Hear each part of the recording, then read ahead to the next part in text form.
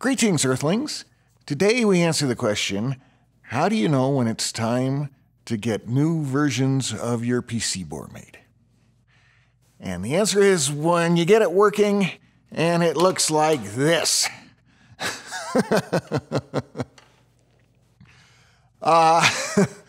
So what's going on here? Well, I talked about, if you can see down here, well, that's not on it.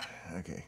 I talked about this down here in a previous video with the bit ordering issues, and those are the data bytes coming in to send, like the initialization commands to the processor chip, the graphics processor, which has a different bit ordering than the central processor. Okay, the central processor bit 0 is the high bit, and this thinks bit 0 is the low bit of a word or a byte.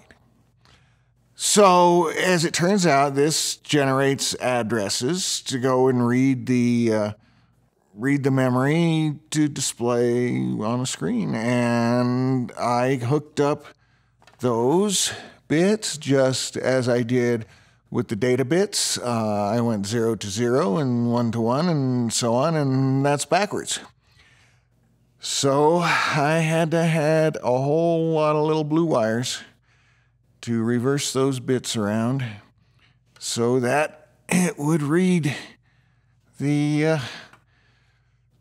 data properly and put the right addresses on the bus. Well, it does work. So let's put it together and demonstrate that. And and then of course the other thing is, I've got some empty space on here. I may just want to put a sound chip on here as well, as long as I have room. So that's another good reason to make another version of the board. It's like, ooh, I got something else I can do with it there, These go together. Really, they do.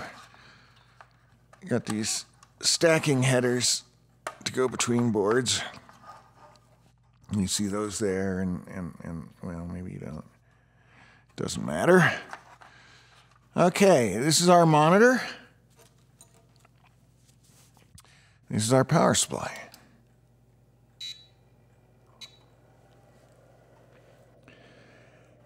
And if I start it up, what we'll see is first it draws, I said, oh, you know what? Hang on. It's important. It's important to hook up the video output as well, so that we have a signal going to the processor. I did get some cables, and I got some adapters too. That's a cable, that cable that we saw at the end there, that goes from RCA on one end to a BNC on the other end. Yes, they make those kind of cables. But I also got these adapters, which go from an RCA to a BNC. So those, I'm sure, will come in handy somewhere down the line. Okay, so let's turn that on, and we'll start it up here. And what I've done is I've drawn a box here on the outside of the frame. It's got 240 lines by 480 pixels.